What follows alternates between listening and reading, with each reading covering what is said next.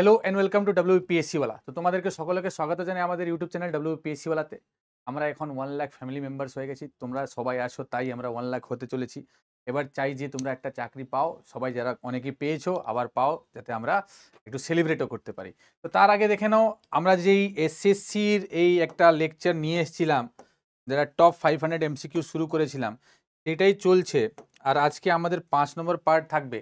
তো সেটা অবশ্যই আবার আলোচনা করব। আর লাস্টে যে হোমওয়ার্ক থাকবে, অবশ্যই কিছু কিছু হোমওয়ার্ক থাকবে। তো এখানে দেখো কোশ্চেন দিয়েছে কি, যে কোশ্চেন দিয়েছে বলছি, এখানে ব্যাচেস চলছে। Rupashi Bangla batch RRB group D নিয়ে, কারণ আরআরবি গ্রুপ ডি নোটিফিকেশন বেরিয়ে গেছে ভাই। RRB group D notification, full notification, form fill up শুরুও হয়ে গেছে। এদিকে WBCS এর নতুন লেটেস্ট ব্যাচ পূর্ণ সক্ষম ব্যাচ, এটা একটা চলছে। আর এসএসসি নিয়ে উত্তরণ একটা ব্যাচ, যেটা আমি তোমাদেরকে এখানে এসএসসি করাচ্ছি, তারই থিওরি ক্লাস, পেড ক্লাস এখানে চলছে উত্তরণ ব্যাচে। এবার যদি সব এক্সাম, যেহেতু এবছরে এত এক্সাম রয়েছে, সেইগুলোকে সব এই ক্যাটার করার জন্য অপরাজিত মহাপ্যাক রয়েছে তোমাদের জন্য। সমস্ত এক্সামের জন্য অপরাজিত মহাপ্যাক রয়েছে, ঠিক। আর এইদিকে টার্গেট ব্যাচ WBCS প্রিলিমসকে ধরে চলছে, পিএসসি মিসলিনিয়াসের মেন্সের ব্যাচ চলছে, আর দুরন্ত এক্সপ্রেস 2.0 চলছে এখানে রেলের ধরে, এনটিপিসি CBT 1 প্লাস CBT 2, ঠিক।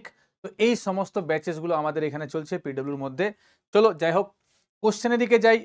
তার আগে আমাদের top 500 MCQ plus most important MCQ class চলছে, এটার আজকে লেকচার নাম্বার আমাদের 5 হবে, পার্ট 5 হবে, ঠিক।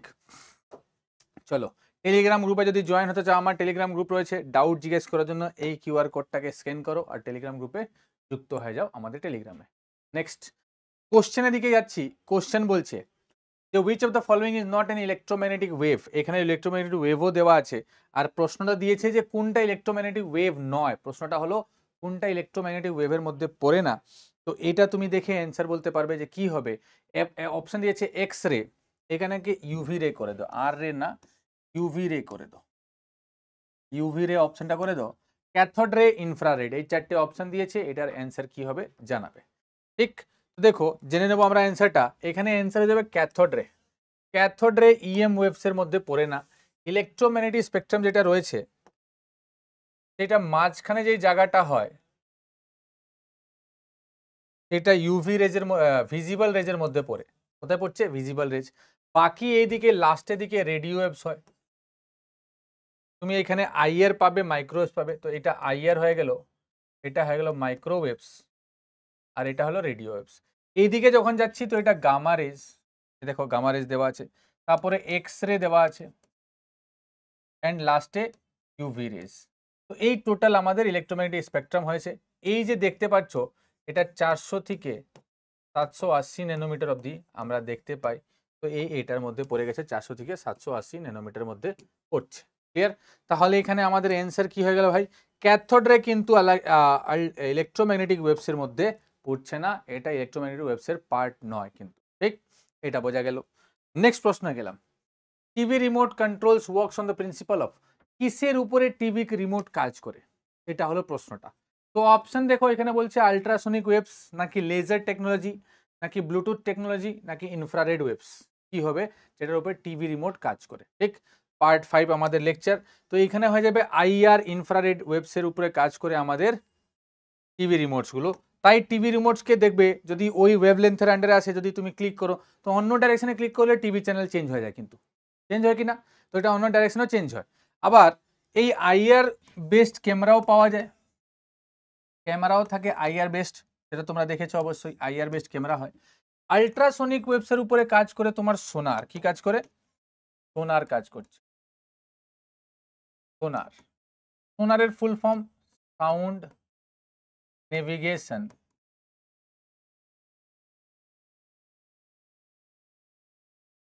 And ranging. Sound navigation and ranging মধ্যে পড়ছে। ব্লুটুথ ডিভাইস তোমরা জানো, ব্লুটুথ যেটা বেসিক্যালি ফোনে থাকে, কোথায় থাকে? ফোনে থাকে, তারপরে থাকে তোমার ল্যাপটপে, এখন থাকে বিভিন্ন ব্লুটুথ ডিভাইস থাকে, ঠিক। তোমাদের জন্য হোমওয়ার্ক, যে রাডার, কমেন্টে জানাবে রাডারের ফুল ফর্ম কি, আর কি ধরনের ওয়েভ ইউজ করে লাডার? তারপরে লেজার, লেজারের ফুল ফর্ম কি, আর এখানে কি ধরনের ওয়েভ ইউজ করা হয়। ঠিক, এটা হলো তোমাদের হোমওয়ার্ক। নেক্সট প্রশ্ন বলছে যে ওয়েভলেন্থ যদি 700 থেকে 400 ন্যানোমিটারের মধ্যে হয়, 700 টু 400 ন্যানোমিটার, তাহলে সেটা কার আন্ডারে পড়বে? এক্ষুনি আমি ইলেকট্রোম্যাগনেটিক স্পেকট্রামটা দেখালাম, যেটা শুরু হচ্ছিল এখান থেকে গামা রেস থেকে শেষ হচ্ছিল রেডিওতে। তো তার মধ্যে এখানে বলছে যে 400 থেকে 700 বা 780 বলতে পারো ন্যানোমিটার যে হয়, এই ন্যানোমিটারটা কিসের আন্ডারে পড়ে? এবার মাঝখানে যেহেতু রয়েছে, তো এটার অ্যান্সার এক্ষুনি বলেছিলাম আগে, ভিজিবল রেজের মধ্যে পড়ে, যেটা আমরা চোখ দিয়ে দেখতে পাই, এটা হলো ভিবজিওর, ভিবজিওর বা ভিবজিওর। আর এখানে ভায়োলেট আর রেড, ভায়োলেটকে আমরা ধরতে পারবো 400 ন্যানোমিটার, রেডকে আমরা ধরতে পারবো 780 ন্যানোমিটার হবে। এইটা হলো আমাদের ওয়েভলেন্থটা। 700 বলেছে 700 ধরতে পারো, 480 বলেছে 480 ধরতে পারো, দুটোই ধরতে পারবে তোমরা। ঠিক, চলো, তো এইটা হয়ে গেছে। এবার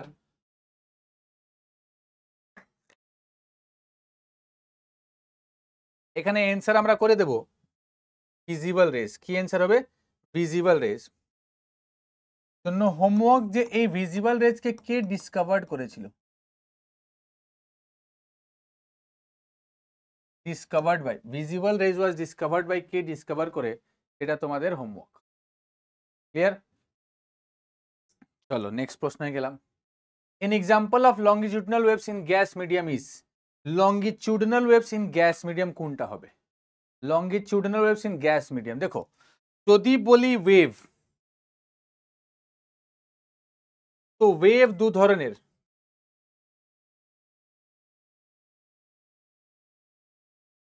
এক হলো মেকানিক্যাল ওয়েভ, এক হলো ইলেকট্রোম্যাগনেটিক ওয়েভ। এক মেকানিক্যাল আর ইলেকট্রোম্যাগনেটিক। এবার মেকানিক্যালের মধ্যে কি, ইলেকট্রোম্যাগনেটিকের মধ্যে কি, যেখানে মিডিয়াম দরকার, যেখানে মিডিয়াম লাগবে, মিডিয়াম দরকার, সেটাকে মেকানিক্যাল বলছে। যেখানে উইদাউট মিডিয়াম ট্রাভেল করতে পারে, উইদাউট মিডিয়াম যেতে পারে, তাহলে সেটাকে আমরা ইলেকট্রোম্যাগনেটিক বলি। এবার উইদাউট মিডিয়াম তো এদিকে হয়ে গেল। আচ্ছা, এদের মধ্যেও দুটো টাইপস হবে, এক হলো longitudinal and transverse, longitudinal and transverse. এবার লঙ্গিটিউডনালটা কি যদি বুঝতে চাও, তো দেখো যেটা যেটা বেসিক্যালি সেম ডাইরেকশনে, পার্টিকুলার ডাইরেকশনে ট্রাভেল করে, সেটাকে লঙ্গিটিউডনাল বলা হয়, সেম ডাইরেকশন। আর এটা 90 ডিগ্রি পারপেন্ডিকুলারলি ট্রাভেল করে। এখানেও রয়েছে সেম, ইলেকট্রোম্যাগনেটিকের মধ্যেও পাবে তুমি transverse, light is a transverse wave. তো এখানে বলছে লঙ্গিটিউডনাল গ্যাসের মধ্যে কোনটা? তো দেখো sound wave is a longitudinal wave, কোশ্চেনটাকে ঘুরিয়ে দিয়েছে। সাউন্ড ওয়েভ যদি লঙ্গিটিউডনাল ওয়েভ হয়, তো এখানে লঙ্গিটিউডনাল ওয়েভ বের করতে ইজি হয়ে যাবে। তো এখানে আমাদের অ্যান্সার কি হয়ে গেল? লঙ্গিটিউডনাল ওয়েভের মধ্যে শব্দ তরঙ্গ যেটা হয়, এটা পড়ে যাবে। এখানে বাকি যেগুলো রয়েছে ট্রান্সভার্সের মধ্যে পড়ছে, radio waves, heat waves, electromagnetic waves, এরা ট্রান্সভার্স ইন নেচারে যাবে। ঠিক, তো এটা হয়ে গেল। আচ্ছা, স্পিড অফ সাউন্ড যদি বলা হয়, এটা কমেন্টের জন্য থাকবে, স্পিড অফ সাউন্ড কি করে চেঞ্জ হয়? By medium. আর স্পিড অফ লাইট, আলোর স্পিড বা ভেলোসিটি কি করে চেঞ্জ হয়? ইন মিডিয়াম, বা মিডিয়াম ছাড়াও এখানে হয়। কি করে হয়, কখন বাড়বে কখন কমবে, সেটা বলে দিতে হবে তোমাদেরকে কমেন্টে, অবশ্যই কমেন্টে জানিও। নেক্সট প্রশ্ন গেলাম। What is the correct relationship between frequency time period of the wave? Frequency আর টাইম পিরিয়ডের মধ্যে, ফ্রিকোয়েন্সি আর সময়কালের মধ্যে বা সময়ের মধ্যে কি কারেক্ট রিলেশন রয়েছে? আগে রিলেশন বের করতে জানি। ফ্রিকোয়েন্সি মানে কি? ফ্রিকোয়েন্সি মানে হলো number of cycles per second, এক সেকেন্ডের মধ্যে কটা সাইকেল ট্রাভেল করেছে সেটাকে বলছে ফ্রিকোয়েন্সি। তাহলে যদি আমি ফর্মুলা বসাই যে F is equal to 1 by time period এবার যদি ক্রস মাল্টিপ্লাই করে ফেলি, কারণ নিচে কিছু নেই মানে 1 রয়েছে, তো ক্রস মাল্টিপ্লাই করলে এফ ইন্টু টি আসবে ইজ ইকুয়াল টু 1 আসবে। এইটা হলো তোমার কেস। তো এটা গেল ছেড়ে, মানে এখানে যেই অপশনটা ম্যাচ করছে সেটা টিক করে নাও, তাহলে হয়ে যাবে F into T is equal to 1। এইটাই হলো আমাদের অ্যান্সার অপশন 1। এটা হলো অপশন 1, মানে sorry option D. Option D খাটছে, এটা হয়ে গেল ঠিক। ফ্রিকোয়েন্সির এসআই ইউনিট কি? এসআই ইউনিট খুব বেশি দেয় ফ্রিকোয়েন্সির এক্সামে। তো এসআই ইউনিট অফ ফ্রিকোয়েন্সি, ফ্রিকোয়েন্সির এসআই ইউনিট কি হবে? তুমি বলবে এখানে হার্টজ হবে। কি হবে? Hertz, H Z. আরো একটা ইউনিট এখান থেকে বেরোবে, 1/2, মানে সেকেন্ড ইনভার্স। এটা হয়ে যাবে সেকেন্ড ইনভার্স। ক্লিয়ার? নেক্সট প্রশ্নে গেলাম। বলছে the waves that is used in radar. আমি তোমাদেরকে আগেই বললাম, রাডারের একটা হোমওয়ার্ক দিলাম, যে রাডারের মধ্যে যে ওয়েভগুলো ইউজ হয়, তরঙ্গগুলো যে ইউজ হয়, সেটা কি? সেটা কি আলট্রাভায়োলেট, নাকি ইনফ্রারেড, নাকি মাইক্রোওয়েভস, নাকি রেডিও ওয়েভস? ঠিক। তো রাডার বলেছে, যদি বুদ্ধি থাকে, আমি বারবার বলি, যখন এসএসসির এক্সাম দেবে কোশ্চেনের দিকে তাকাবে।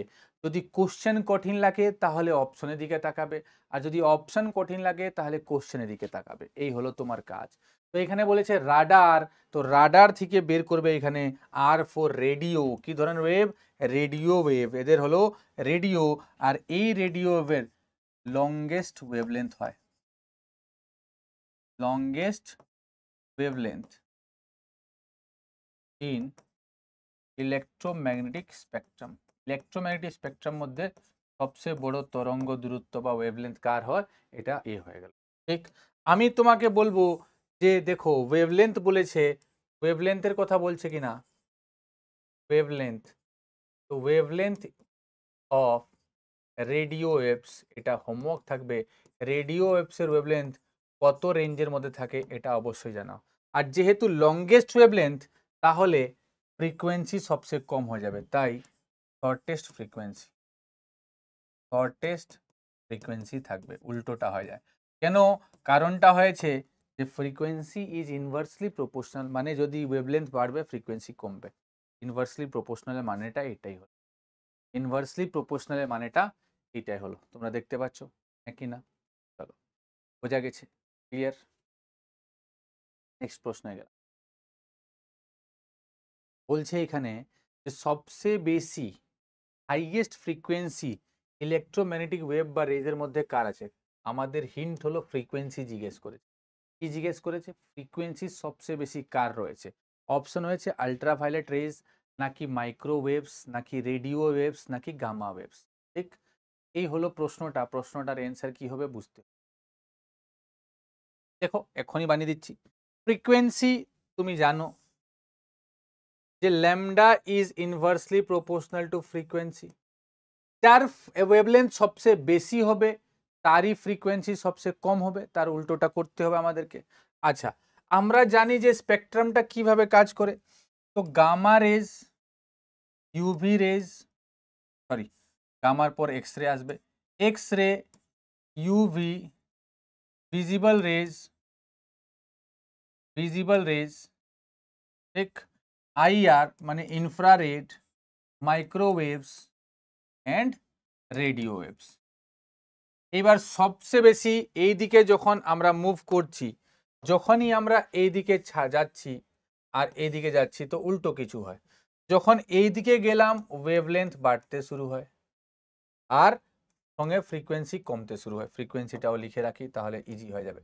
ফ্রিকোয়েন্সি কমবে, উল্টোটা কি হবে? ওয়েভলেন্থ কমবে, ফ্রিকোয়েন্সি বাড়বে। তাহলে চেক করে নাও অপশন অনুযায়ী। ইউভি এইখানে রয়েছে 3 নম্বরে, মাইক্রোওয়েভস এইদিকে, রেডিও ওয়েভস এইদিকে, আর বলছে গামা রেজ এইদিকে, আর বলেছে ফ্রিকোয়েন্সি। তো এইদিকে ফ্রিকোয়েন্সি বাড়ছে, মানে আমাদের কোশ্চেনের অ্যান্সার বেরিয়ে আসবে বাবু, এইটা গামা রেজ হয়ে যাবে। কি হয়ে যাবে? Gamma rays. কি হয়ে গেল? Gamma rays. গামা রেজের ওয়েভলেন্থ সবচেয়ে কম আর ফ্রিকোয়েন্সি সবচেয়ে বেশি। এর গামা রেজ থেকে প্রশ্ন আসবে। গামা রেজের ইন্ডিউসিং পাওয়ারও সবচেয়ে বেশি। গামা রেজের ইনডিউসিং পাওয়ার সবচেয়ে বেশি, আর যেহেতু ইনডিউসিং পাওয়ার সবচেয়ে বেশি তাই এটা ইউজ হয় ক্যান্সার ট্রিটমেন্টে, used in cancer treatment. Inducing power খুব বেশি, তো ক্যান্সার ট্রিটমেন্ট করার জন্য আমরা গামা রেজ ইউজ করছি ট্রিটমেন্টের জায়গা। গামা রেজ আমরা পাঠাই, গামা রেজের সঙ্গে আমরা কি পাঠিয়ে দিই, কোবাল্ট-60 পাঠিয়ে দিই, কোবাল্ট-60 পাঠিয়ে দিই, কি পাঠিয়ে দিই, কোবাল্ট-60, যেটার জন্য তোমার হয় না। ক্লিয়ার? চলো, sound cannot travel in which of the following medium. Sound কোন মাধ্যমের মধ্যে ট্রাভেল করতে পারে না বা যেতে পারবে না, ভ্রমণ করতে পারবে না। সাউন্ড কোন মাধ্যমের মধ্যে ভ্রমণ করতে পারে না? অপশন দিয়েছে solid, liquid, gas, vacuum. Solid, liquid, gas, vacuum. Question যদি বুঝে থাকো তাহলে অ্যান্সার বেরিয়ে আসবে। কোশ্চেন যদি বুঝে থাকো তাহলে অ্যান্সার আসবে। সাউন্ড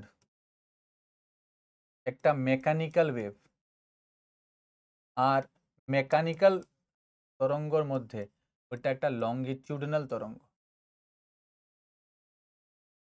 তো মেকানিক্যাল সবসময় একটা মিডিয়াম চাই ট্রাভেল করার জন্য, কি চাই, মিডিয়াম।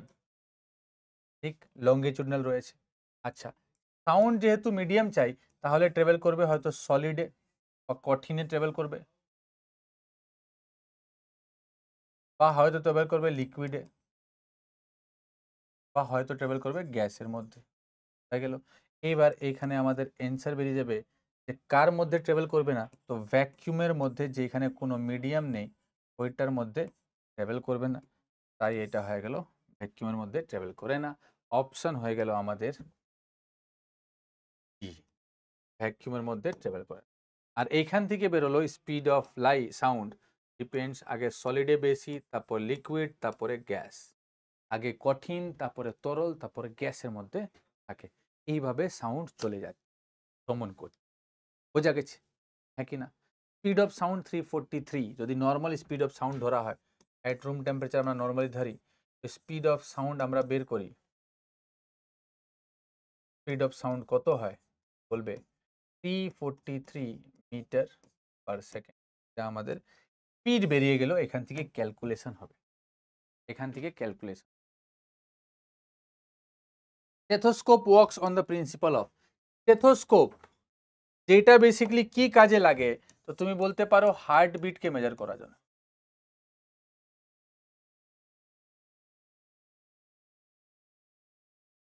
মেজার্স হার্টবিট, হার্টবিটকে মেজার করার জন্য কি লাগে, স্টেথোস্কোপ লাগে, স্টেথোস্কোপ লাগে। তো এইবার স্টেথোস্কোপ কি প্রিন্সিপালের উপরে বেসড হয়, conversion of current into sound, conversion of sound into current, কি ভুলভাল অপশন, রিফ্লেকশন অফ সাউন্ড আর রিফ্লেকশন অফ লাইট। দেখো ছোটবেলায় আমরা রিফ্লেকশন অফ সাউন্ড, প্রতিফলন আমরা পড়েছি, রিফ্লেকশন অফ লাইটও পড়েছি। অ্যাকচুয়ালি রিফ্লেকশন অফ লাইটই সবচেয়ে বেশি পড়েছি। একটা লাইট ইনসিডেন্ট রে এখানে পড়লো, তারপরে নর্মাল কাছে গিয়ে আবার ডেভিয়েট হয়ে রিফ্লেক্টেড রে ফর্ম হয়ে গেল, এরকম পড়েছিলাম। এবার এখানে বলছে যে স্টেথোস্কোপ যেখানে তুমি শুনতে পারো, সেইখানে কি রিফ্লেকশন অফ লাইট নিয়ে কোনো গল্প আসবে না, नहीं आएगा। নেক্সট প্রশ্ন, এটা কেটে গেল। বলছে conversion of current into sound, আমার বডি থেকে কারেন্টকে সাউন্ডে কনভার্ট করে, কারেন্ট ট্রাভেল করে না। আর আবার এখানে conversion of sound into current না। তাহলে এখানে আমাদের অ্যান্সার হয়ে যাবে রিফ্লেকশন অফ সাউন্ডের উপরে বেসড করে। এইবার তুমি বলবে কি করে, বলে সাউন্ড গিয়ে ধাক্কা খেয়ে আসছে, সাউন্ড গিয়ে ধাক্কা খেয়ে আসছে। আর তাই কারণটা এই রিফ্লেকশন অফ সাউন্ডের উপরে অডিটোরিয়াম और সিনেমা হল এই প্রিন্সিপালের উপরে তৈরি হয়, কারণ রিফ্লেকশন অফ সাউন্ড যেন ঠিক মতন হয় তার উপরে তৈরি করা হয়। Stethoscope is based on reflection of sound. বোঝাতে পারলাম যে এইটা যাতে সাউন্ডটা ইকুয়ালি যায়, ওই জন্য সাউন্ড প্রুফিং করে দেখবে রিফ্লেকশন অডিটোরিয়াম এদের সিলিংগুলো যে হয়, সিলিংগুলো কার্ভ হয়, এরা কার্ভড ওয়েতে থাকে, because it is based on the reflection of sound. সাউন্ডের প্রতিফলনের উপরে বেস করে, শব্দের প্রতিফলনের উপরে বেস করে এটা করা হয়েছে। ঠিক, ক্লিয়ার? তো এটা হলো। আচ্ছা, মেজার্স দ্য হার্টবিট, তাহলে বলো তো বায়োলজিতে ঢুকে যাই। নর্মাল হার্টবিট কত, 72 beats per minute, 72 beats per minute, এটা হয়ে গেল। Next, sound travels fastest in. এবার দেখো, এক্ষুনি আমি একটু আগে বলে আসলাম, এবার এখানে তোমাকে চেক করে নিতে হবে। দেখো, পেট্রোল একটা তরল পদার্থের মধ্যে পড়ছে মানে লিকুইড, পেট্রোল একটা তরলের মধ্যে পড়ছে মানে লিকুইড, তারপরে স্টিল একটা সলিড মানে কঠিন, নাইট্রোজেন একটা গ্যাসের মধ্যে পড়ছে, কেরোসিন একটা লিকুইডের মধ্যে পড়ছে। আর বলছে ফাস্টেস্টে কোথায় ট্রাভেল করে, আমরা তো পড়ে এসছি, কি ধরনের পড়ে এসছি, সলিড, লিকুইড, গ্যাস, কঠিন, তরল, গ্যাস। তাহলে খুঁজে ফেলো অপশনটা এখানে, সলিড বা কঠিন কোথায় দেখা যাচ্ছে। তুমি বলবে এক জায়গায় দেখা যাচ্ছে স্টিল, সেটা হলো অপশন বি, স্টিলের মধ্যে ট্রাভেল করে। দেখো, এক তো ঘনত্ব, তারপরে ইলাস্টিসিটি, দুটোর উপরে ডিপেন্ড করে স্পিড অফ সাউন্ড। যদি এখানে উড দিয়ে দিত, কাঠ, তার ক্ষেত্রেও স্টিলই অ্যান্সার করতে, কারণ স্টিলের ইলাস্টিসিটি বেশি হয় দেন উড। এই সমস্ত জিনিসগুলো জানতে হবে, জেনে অ্যান্সার করতে হবে। আল্ট্রাসাউন্ডস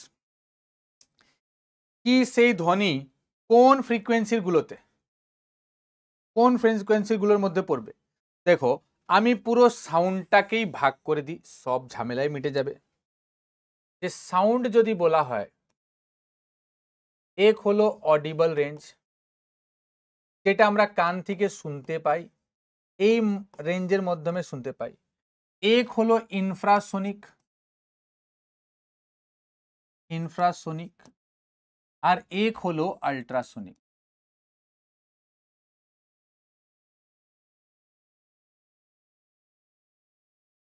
ইনফ্রাসোনিক, আল্ট্রাসোনিক, তিন ভাগে ভাগ করলাম। এবার কি ভাই, এটা যদি লিখি তাহলে বুঝতে পারবে। প্রথমে অডিবল রেঞ্জ, যেটা আমরা কান থেকে শুনতে পাই, সেটা হলো 20 হার্টজ থেকে নিয়ে 20 হার্টজ অবধি, 1 2 3 4 5, 20 হার্টজ বা 20 কিলো হার্টজ, 20,000 হার্টজ বলছি, হ্যাঁ ভুল বলেছি, হ্যাঁ 20 হার্টজ না, 20,000, 20,000, 20,000 আবার মিক্স করে দিয়েছি, 20,000। তো এখানে বলছে যে আইদার তুমি বলবে 20 বা 20,000 বা বলবে 20 কিলো হার্টজ। আল্ট্রাসোনিকের ক্ষেত্রে কি হয়, মোর দেন 20,000 বলবে, और বলবে 20 কিলো হার্টজ। ইনফ্রাসোনিকের ক্ষেত্রে বলবে, তাহলে বলবে লেস দেন 20 হার্টজ। এটা হলো অপশন। এবার অপশন চেক করে যাচ্ছে, এখানে পাবো, এখানে অ্যান্সার করে দেবো। তো অপশন খুঁজতে হবে, মোর দেন 20 কিলো হার্টজ কোথায় রয়েছে, আল্ট্রাসোনিক বলেছিল, অপশন বি তে রয়েছে। কোথায় রয়েছে, অপশন বি তে রয়েছে ভাই, অপশন বি তে। হোমওয়ার্ক এসে গেছে তোমাদের জন্য, হোমওয়ার্ক তো করতে হবে। এই যে কি ধরনের জীবজন্তু বা অর্গানিজম এই সাউন্ডটাকে এমিট করে, তারই এক্সাম্পল লিখবে। এটা তো তোমরা জানো যে হিউম্যানের মধ্যে পড়ছে, আমাদের ইন কেস অফ হিউম্যান বলবে। আর এইদিকে এক্সাম্পলে কি লিখবে, যেরকম এক্সাম্পল এখানে বলতে পারি বাদুর বা ব্যাট। তো সিমিলারলি বাকি এক্সাম্পলগুলো যেন আমার কমেন্টে জানিয়ে রাখো। বোঝা গেছে, ক্লিয়ার হচ্ছে কিনা? ঠিক। তো এইভাবে প্রত্যেকটা কোশ্চেনকে ধরে ধরে যদি পড়ো, তাহলে কিছুই বাদ যাবে না। এমন কোনো জিনিস নেই যেটা হবে না আমাদের। আমাদের দ্বারা, আমার দ্বারা কেন ভাই, তোমাদের দ্বারা পরীক্ষা পাস হবে না কেন? এই এটার অ্যান্সার এমনি পেয়ে গেলে, এটা এমনি হয়ে গেল। 20 হার্জ থেকে, দেখো ভুল মার্ক করছি, 20 হার্জ থেকে 20,000, এই 20,000 অপশন। এবার 2 দিয়েছে, এইটা সব দেখো অপশন কীরকম কনফিউজ করার জন্য দিয়েছে।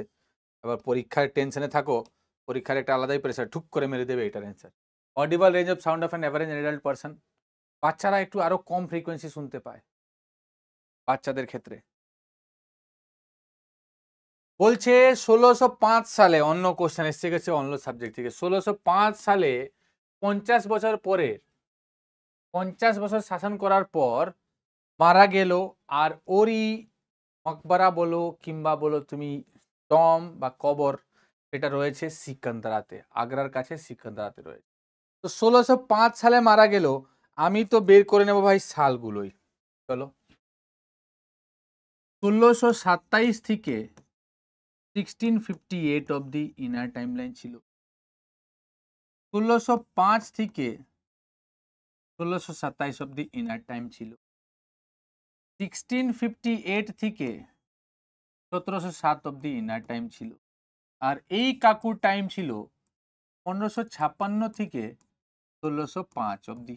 এবার তুমি নিজেই বুঝতে পারছো যে কে মারা গেছে, কে মারা গেছে বোঝো। বলেছে মারা গেছে, তো এর তো শুরু করেছে জাহাঙ্গীর। আকবরে দেখো 56 থেকে 5 অব্দি, মানে মারা গেছে কে? আকবর। আকবরের মৃত্যু হয়েছিল ডিসেন্ট্রি দ্বারা ইন দ্য ইয়ার 1605। ভালো জিনিস। আকবরের ছেলে জাহাঙ্গীর, জাহাঙ্গীরের ছেলে শাহজাহান, শাহজাহানের ছেলে অরঙ্গজেব। তো ফ্যামিলিটা পুরোই রয়েছে। তো মুঘল এম্পায়ারদের সিকোয়েন্স নিয়ে প্রশ্ন এসে যায় যে কে কার পরে ছিল। শুধু মেন মুঘলসদের ক্ষেত্রে বলবে বাবর আয়া, हुमायूं लाया। इसको लाया? हुमायूं लाया। हुमायूं से अकबर हुआ, আকবর হলো। আকবরের ছেলে জাহাঙ্গীর হলো, শাহজাহাं। আর শাহজাহাं থেকে হলো औरंगजेब। এই টাইম কালটা হলো औरंगजेब। টোটাল আকবরের মেন, মানে আকবর বলছি মুঘলসদের, এটা শুরু হয় 1526 সাল থেকে, যেটা এই औरंगजेब আসতে 1707 অব্দি হলো। এই টাইমলাইন থেকে ছিল মুঘল এম্পায়ার। তারপরে লেটার মুঘলস, এখান থেকে লেটার মুঘলস যাবে 1857 অব্দি চলবে, যেখানে last ruler Bahadur Shah two, শেষ শাসক বাহাদুর শাহ দ্বিতীয় বা Bahadur Shah Zafar two. He was the last ruler যিনিকে বা যাকে রঙ্গুন বা ইয়াঙ্গুন মিয়ানমারের মধ্যে পাঠিয়ে দেওয়া হয়েছে 1857 সালে বিদ্রোহের পর। বলছে ব্রিটিশ না, তুমি আর থাকো না, তুমি জায়গা ছাড়ো, তোমার দরকার নেই, নিয়ে পাঠিয়ে দিয়ে। এই হলো মুঘলের পুরো টাইম লাইনটা, বোঝা গেছে?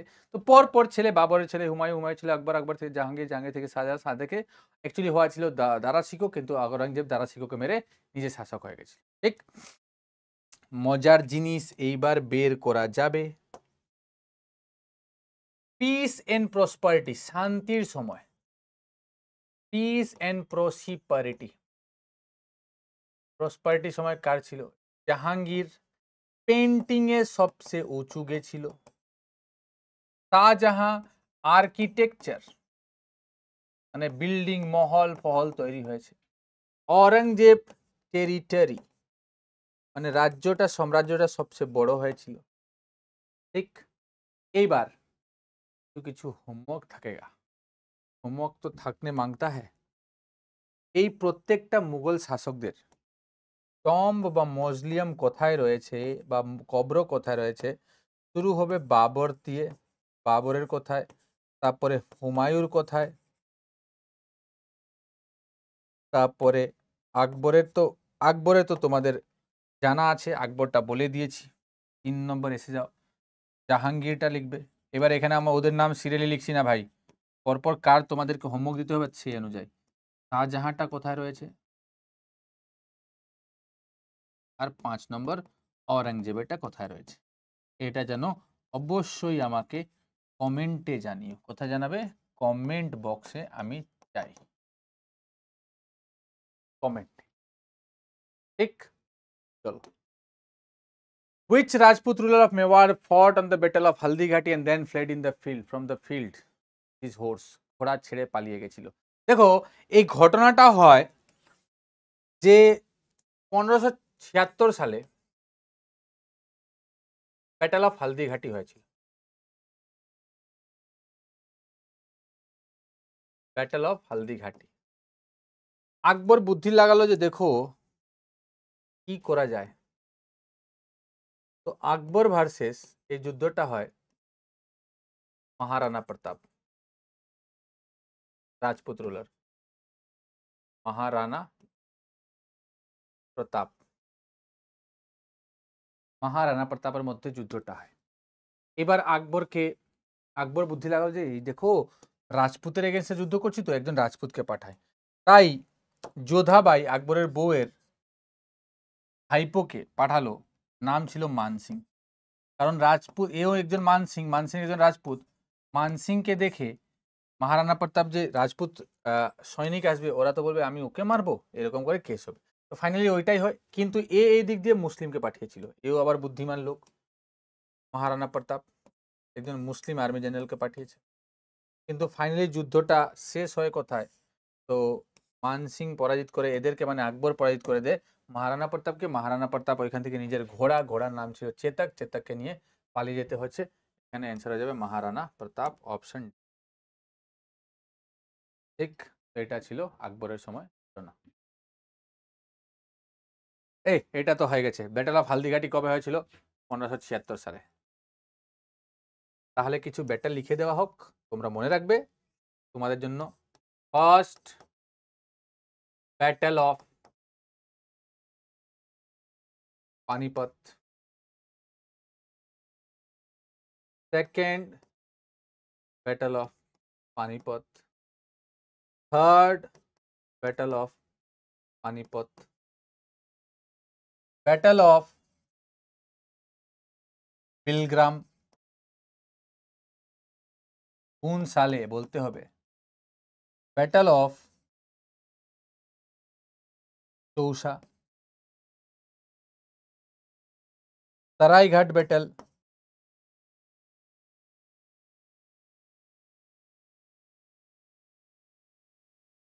এই হলো কোশ্চেন তোমাদের জন্য। এই হলো কোশ্চেন। কমেন্টে জানাবে সালগুলো লিখে, কি লিখবে? সালগুলো। আর কাদের মধ্যে হয় তাহলে খুব ভালো। এটাও তোমরা জানো যে কার মধ্যে হয়েছে, তো এখানে হয়ে গেল আকবরের সাথে মহারানা প্রতাপ। হালদিঘাটির যুদ্ধ মহারানা প্রতাপের সাথে আকবরের হয়েছিল, ঠিক। শের শাহ সাথে ভার্সেস হুমায়ু হয়েছিল। প্রথম ব্যাটেল অফ বক্সার বা Chausa, battle of Chausa in the year 1539, 1539। Battle of Kannauj in the year 15। Hemu Vikramaditya Hemchand বলা হতো, উনার সাথে যুদ্ধ হচ্ছে আকবরের, এটাকেই বলি সেকেন্ড ব্যাটেল অফ পানিপত। अरे आंसर बोला शुरू कर দিয়েছি পিছনে কোশ্চেনগুলোর, এ তো কেস हो गया। নাদির শাহ কার্নাল, ব্যাটেল অফ কার্নালের সাথে যুক্ত। এসে লুটে নিয়ে গেল ভারতকে 1739 সময়। লুটে নিয়ে গেল, এত টাকা লুটে গেল। কোথা থেকে এসেছিল? ইরান থেকে। এত টাকা লুটে গেল যে নেক্সট 3 বছর ইরানের মধ্যে আর কোনো ট্যাক্সই নেয়নি, আর কোনো ট্যাক্সের দরকার পড়েনি ওর। Who among the following succeeded the Mughal throne in 1556। দেখো এখানে লেখা আছে সেকেন্ড ব্যাটেল অফ পানিপত হয়েছে আকবরের সাথে, তো অবশ্যই মুঘল থ্রোন যদি বলবে তাহলে আকবরই বসবে, এখানে আকবর এসে বসে যাবে, আকবর। আবার টাইমলাইন সব লিখে এসেছি, আরও একটা টাইমলাইন যদি লাগে লিখে দিচ্ছি। শের শাহ সুরি 1540 থেকে 1545 অব্দি শের শাহ সুরির টাইমলাইন। শের শাহ, ভাই শের শাহ সুরির টম্ব কোথায় রয়েছে বা কবর কোথায় রয়েছে? সাসারাম। সাসারামটা কোথায় রয়েছে? বিহার। কোথায় রয়েছে? বিহারের মধ্যে রয়েছে। ক্লিয়ার? চলো। During the early years of his reign, Akbar rules actually run by his regent name। হ্যাঁ, যখন স্টার্টিং আকবর শুরু করে, তো আকবর শাসক হয়েছিল কবে? আকবর became কিং, শাসক হয় কোন সালে? তো বলবে 1556। আর তখন আকবর ছিল 13 বছর, 13 ইয়ার্স ওল্ড। এত ছোট বাচ্চা কি করবে? তো ওই জন্য ওর বাবা হুমায়ু একজন লোককে রেখে গেছে যার নাম ছিল বাইরাম খান। তো এখানে বাইরাম খান অ্যাজ এ রিজেন্ট কাজ করছেন আকবরের, কিন্তু পরে পলিটিক্স করে সরিয়ে দেওয়া হবে, যেটা সব জায়গায় হয় পলিটিক্স। তো এখানে 1556 থেকে 1560 অব্দি এই টাইমলাইনটা বাইরাম খানের টাইমলাইন ছিল। এই টোটাল টাইমটা বাইরাম খানের টাইমলাইন ছিল। বলুন স্যার, কিছু বলবেন? শঙ্কর স্যার এসেছিল, কিছু চলো। Abul Fazl a scholar during the medieval period in India was in the court of, কার কোর্টে ছিল? দেখো আবুল ফজল ফাইজি দুজন ভাই ছিল, এখানে বলছে তাহলে বলবে আকবরের কোর্টে ছিল, আবুল ফজল আকবরের কোর্টে ছিল, আর এই আকবরের কোর্টে যে ছিল নবরত্নের মধ্যে ছিল, নবরত্নের মধ্যে ছিল আবুল ফজল, নবরত্নের মধ্যে আবুল ফজল ছিল, ঠিক, নটে রত্নের মধ্যে আবুল ফজল এখানে ছিল।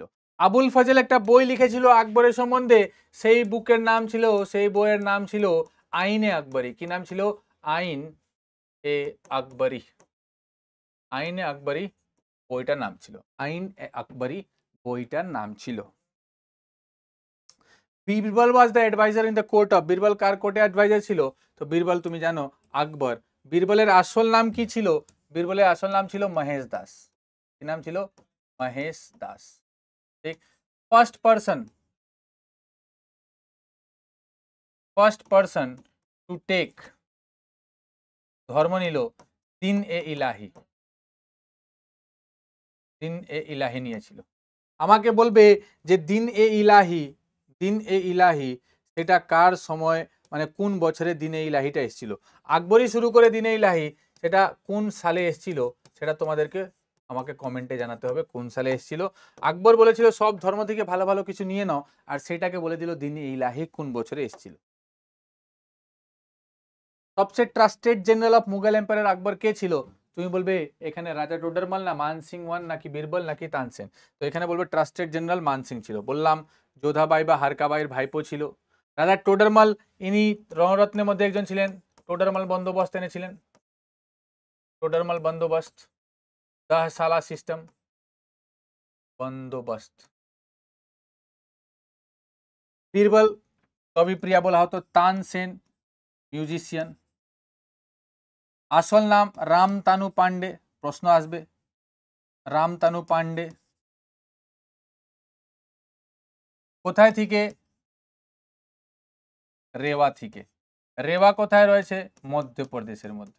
এই প্রশ্নটাও এসছে, এই প্রশ্নটাও এসছে। হু অ্যামং দ্য ফলোইং ইনিশিয়েটেড দিনে ইলাহি? দিনে ইলাহি এখনই বললাম কোন বছরে এসেছিল, তোমাদেরকে অপশন দিয়েছিলাম।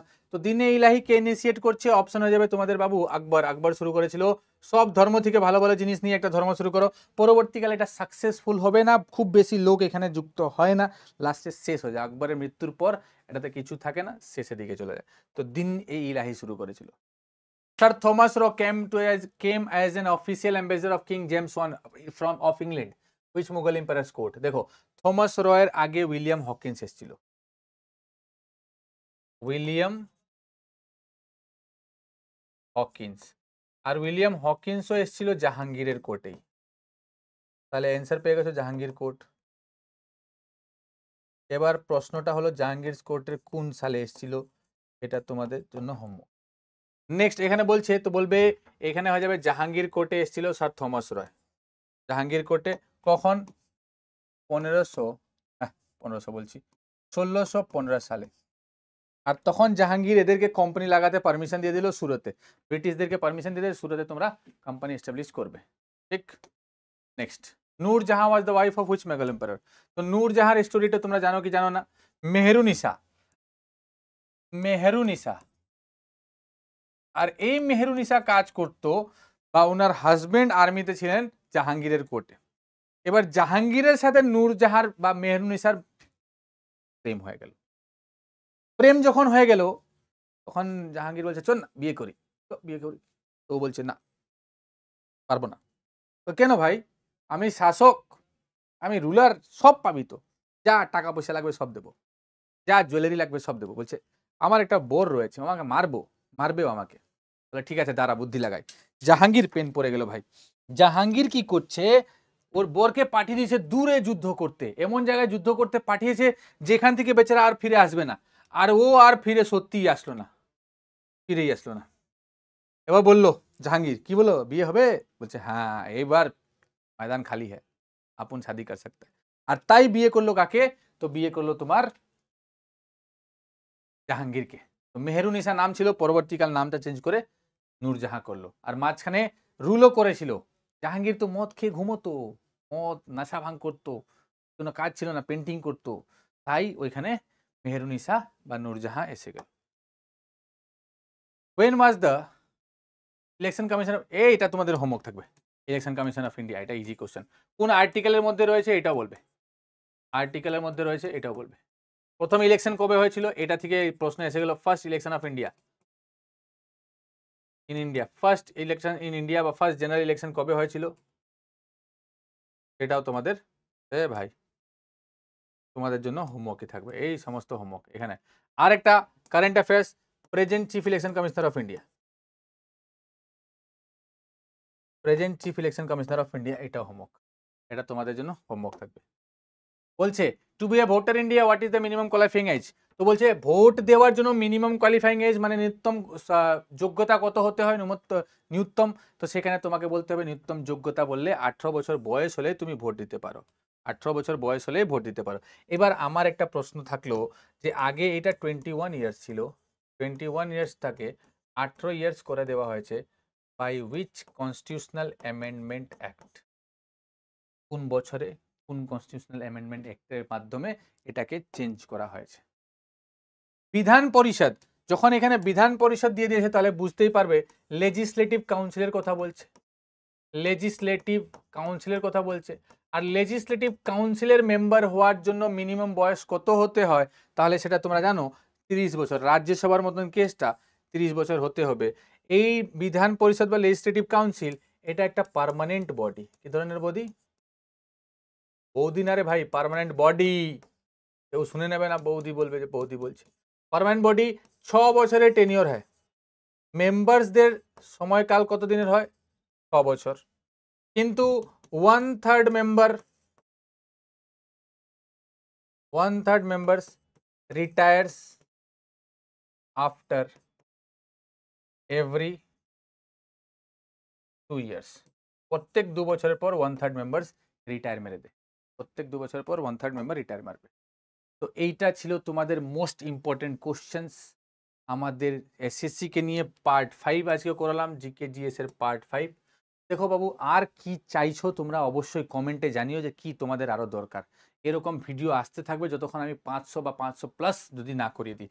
আর তারপরে সেখান থেকে যদি কমন না আসে তাহলে বলবে, কমন আসবেই আসবে, তোমরা নিজেই বলবে যে দেখো কমন আসে, আমি কি মানে রকেট সায়েন্স করাচ্ছি নাকি, কিছু না। তো কমন আসা কারণটা হচ্ছে যেহেতু আমরা এত বিস্তৃতভাবে কিছুগুলো যেগুলো বলি, পাশে যে ইনফরমেশন পাস করছি, পাশে যে ইনফরমেশন তোমাদেরকে লিখতে শেখাচ্ছি সেটাই যদি করে ফেলো তাহলে যথেষ্ট। এটা যদি শিখে ফেলো যে কি করে ইনফরমেশনগুলো বেরোচ্ছে, সেটা তোমাদেরকে জানতে হবে, ওটা শিখতে হবে। ইনফরমেশন বের করা শিখো, যদি ইনফরমেশন বের করা শিখবে জিকেজিএস ইজি, কেজিএস পানি জলের মতন হয়ে যায়, ঠিক। তো টেলিগ্রাম চ্যানেলের নামটা ছিল Jitu Tiwari sir dash PW, এটা টেলিগ্রাম চ্যানেল, জয়েন করতে পারো, ঠিক। কেনার ওইখানে দেওয়া আছে। এখানে আমরা আজকে শেষ করছি, আজকে লাস্ট পার্ট। চলো দেখা হবে আবার নেক্সট পার্টে, পার্ট নাম্বার 6, আরও কিছু ভালো কোশ্চেন নিয়ে। Till then tata, bye bye, have a nice day.